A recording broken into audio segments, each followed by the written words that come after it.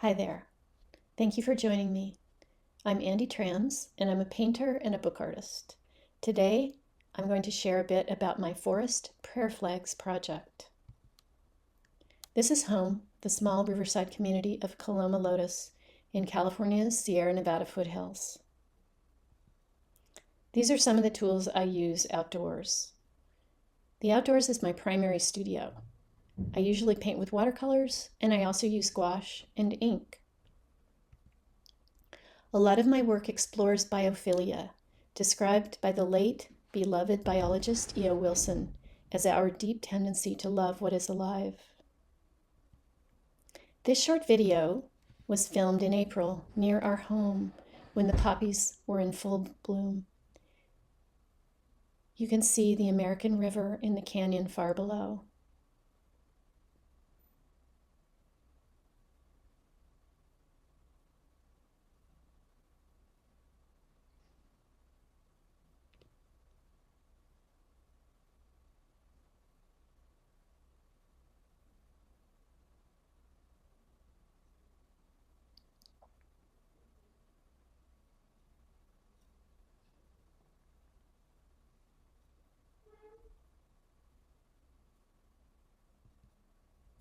I don't plan my paintings ahead of time. Instead, they are a spontaneous response to a particular place, a moment in time. This painting is October Moon and was painted in Yosemite Valley. I almost always work in forests. Sometimes I weave hand-lettered text into my paintings. Usually the words have to do with what is happening while I am painting, what I see and hear, and sometimes how I feel. My paintings are a form of a field journal. I also transform my work into one-of-a-kind handmade artist books.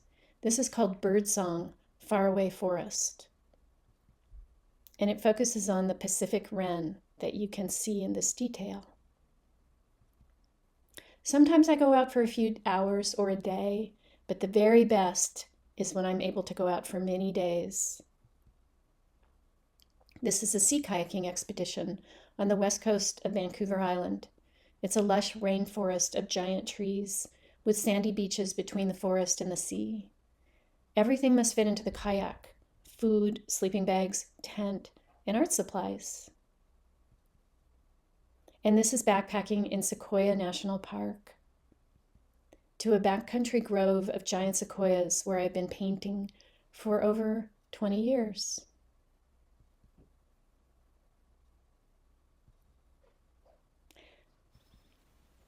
Listen for the song of the hermit thrush.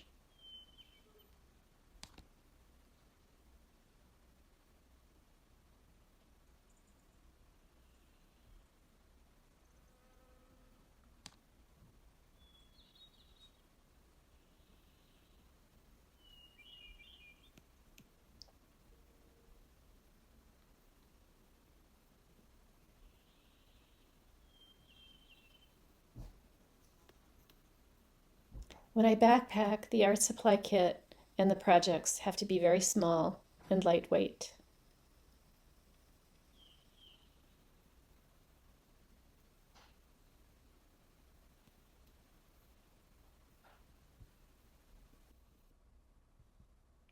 It's powerful to be immersed in wilderness for days or even weeks at a time. It can be a wonderful experience of biophilia.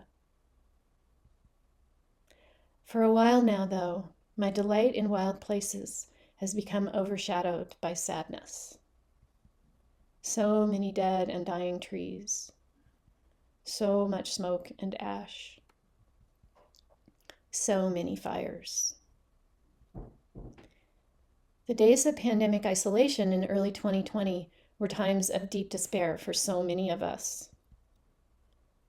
Is this our mass unraveling? As an artist, as a human, I wanted to respond, but I felt very overwhelmed by the sadness and uncertainties of our times. I wanted to find a personal response of substance that was actually doable. I decided to use an art-making process to explore solastalgia, a word coined to describe personal grief resulting from habitat loss. The idea to make forest prayer flags arose. I wanted to gaze steadfastly into one aspect of the grief of our Anthropocene era by working in burned and green forests. I chose a somber palette in alignment with my emotions, and I designed a folding easel that I could carry into remote places. In addition to watercolors and gouache, I decided I would also draw and paint with found forest materials like tree sap, wildfire charcoal, and twigs dipped in ink. During the pandemic summer of 2020, as wildfires darkened skies throughout the West, I began painting forest prayer flags in Sequoia National Park's giant forest. Little did I know then that these very trees would be in the path of the 2021 KNP complex wildfire exactly 1 year later. My process is simple.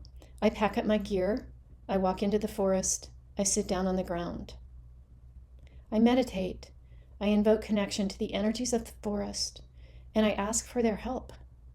I pray that my work may carry blessings for the protection of all forest beings out into the world, and then I paint. I pause regularly and invite the full spectrum of emotions to arise. I sometimes cry. I usually paint alone, but sometimes others join me.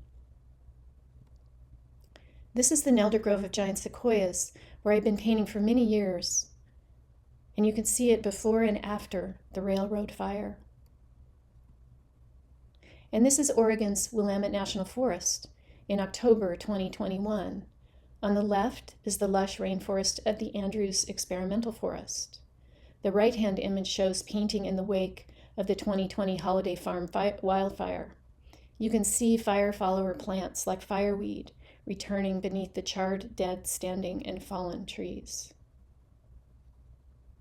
Until recently, giant sequoias were considered nearly invincible to fire and insects. These are images from August 2021 in the Alder Creek Grove of giant sequoias that burned in the 2020 Castle Fire, part of the SQF complex megafire that killed thousands of giant sequoias. You can see the tall, dead, blackened sequoias towering high above very large burned sugar pine and white fir. It's a blackened forest as far as the eye can see, and it is the most devastating burn I have witnessed. Here's the questionnaire I submit to collaborating forest scientists so that I can weave awareness of contemporary science into my work. Each forest prayer flag shares a scientific concept about forests that I've learned through research and through my collaboration with scientists. This is the Wolverton Field Station in Sequoia National Park, where I have stayed while working on my project. Scientists also stay here while conducting research in the park. The ancient practice of hanging prayer flags outdoors originates in Southeast Asia. It is believed that winds carry blessings depicted on prayer flags over the landscape to all beings.